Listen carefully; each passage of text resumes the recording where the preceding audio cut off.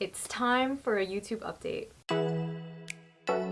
Hey guys, it's siu-yee. Welcome back to Frugality Finance. Don't forget to like this video and subscribe to my channel for more related content. So I want to start making some YouTube monetization updates because I kind of left it out of my financial goals for 2022. It's more of a business goal, so I'm just seeing it in a different light. I do like making videos and posting them on here to help other people, but it would be nice to have some sort of compensation for the time that I do spend on this. And so I kind of want to go over the details of YouTube monetization and give you a little update on how my channel is doing and how it's growing. Alright, the first thing that you need to know about YouTube monetization are the requirements for it. You have to have 1,000 subscribers and 4,000 public watch hours within the last 12 months. So if you take a look at the monetization tab on YouTube Studio, which is this really great platform or app that YouTube offers all creators. You can look at your analytics, your content, edit everything, and look at where you are in terms of monetization. On my monetization tab, I have the 778 subscribers out of the 1,000 required and the 2,985 public watch hours out of the 4,000 required. From when I first started my channel, I've actually been keeping track of my subscribers and watch hours, and once I fill that data in, I graph it so that I can see how much it's changed over time. So if you look at my subscribers, you'll see that I have one line of the subscribers that I have at the end of every month, or like up to the current day for, January. And the faded line underneath it is just a trend line for that. I just made it a linear regression. The R-squared is 0.989, which is decent. It seems to be following that trend. Based on this graph, it looks like I won't be getting monetized until around June or July of 2022. There is a bit of an issue with this regression though, because around November the slope of the actual line got steeper, which means that I'm getting subscribers at a faster rate. So if I keep this kind of growth up, I would need basically two regressions, one for my slower growth and then one for my faster growth after making some changes to how I am presenting my content and posting my content over time. If you take a look at my watch hours, I do graph my lifelong watch hours. Currently those are at 3,831. My public watch hours, as I mentioned before, is 2,985. Now the slope of the data in the most recent months is definitely not as steep as you saw in the subscribers, and that's because this time last year I was getting a lot of views, a lot of watch hours, because for some reason the algorithm favored me. So even though I'm still putting out content and I'm getting a decent amount of views, a decent amount of watch hours, it's just not canceling out the amount of watch hours that I was getting around this time last year. So hopefully I will match that at some point soon, but that's kind of the reason why the slope of this graph is definitely different from what you see in the subscriber graph. So based on this, it looks like I won't be monetized until around June, July 2022. Alright, let's take a look at my analytics. So if you look at my channel dashboard, my most recent video is how to calculate and track a net worth. As you can see, it's definitely a flop, but that's okay. I was expecting that. And you can see that my views are around 5,000 for the last 28 days. I have about 385 watch hours in the last 28 days as well. If you actually go to analytics, you can see a graph of this. I've gotten 83 subscribers in the last 28 days, which is 45 subscribers more than usual. If we take a look at reach, I have around 67,000 impressions, which just means that people came across my video 67,000 times, and this has gone up 25% just in the last month. If you take a look at the breakdown of the impressions, you can see that 40.7% of these come from YouTube recommending it. So hi YouTube, hi algorithm, and then you can see the click-through rate of these impressions, which is essentially the percentage of people who actually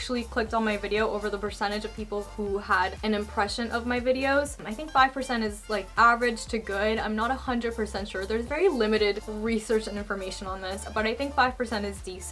Views have gone up by 2,300, which is awesome. Engagement. I can take a look at my audience retention. I can take a look at the videos that had very low audience retention, and I kind of know why, so I don't really mind it, but I do kind of take my cues from videos that did really, really well in the intro and people, stayed along for the ride. So you can see my financial goals video did well. Gee, I wonder why. It's because I cut my hair. And a lot of these videos just have a shock factor to it, which is why people are likely to stick around. And then I can also see where people kind of dipped out at the end and just gradually decided to leave the video, which is okay. And that leads me to the average view duration. So before I used to make 10-minute videos or more, I decided to switch to 8 because I didn't realize that the mid-roll ad requirements had changed to 8 minutes from 10 minutes. So I decided to lower my average video time to like around literally 8 minutes. For me to have an average view duration of 4 minutes and 38 seconds is pretty good. That's over 50% audience retention, so I'm really happy with that. If I go to lifetime, you'll see how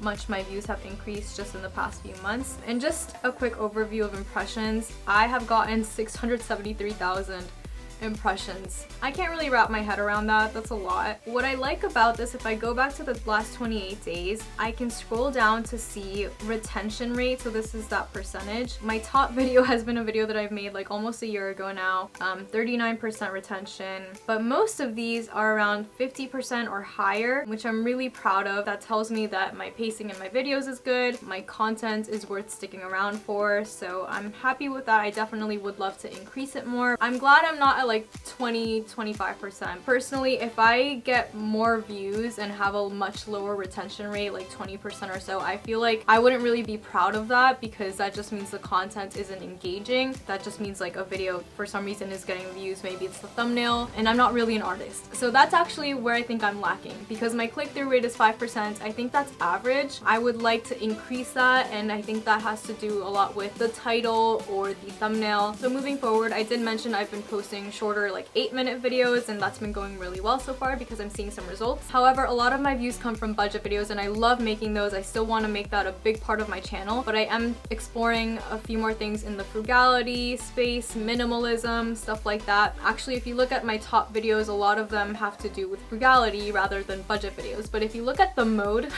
of the videos that have done really well, they're mostly budget videos, so they're really reliable, they're consistent, and so I definitely want to keep making those as well, all while exploring different topics in frugality, or just experiment with things so that I'm not making the same content over and over, because that's what's boring to me. And so I'm trying new things, like this last video I posted about my net worth. That's more of an evergreen video, just to show you, you know, how to calculate your net worth. So even if it's a flop video because it's such an oversaturated topic, at least I'll have something to refer to on my channel regarding that topic now. I've also started experimenting with YouTube Shorts, Reels, and TikTok. So far I've found a lot of success on Instagram Reels, so if you're not following me on Instagram, you can follow me. I'm working on posting a little more. I definitely post more stories than I do actual posts. I'm sorry, I'm learning. I could also start posting 3 videos a week, but I don't think that I can personally handle that at this time. But other than that, just from like practicing and being really consistent with YouTube, I think I've learned a lot. I know that I've drastically improved my workflow, my editing is much faster, and I'm always trying to get better. So if you guys have any tips or suggestions, please leave them in the comments below. I really appreciate it, and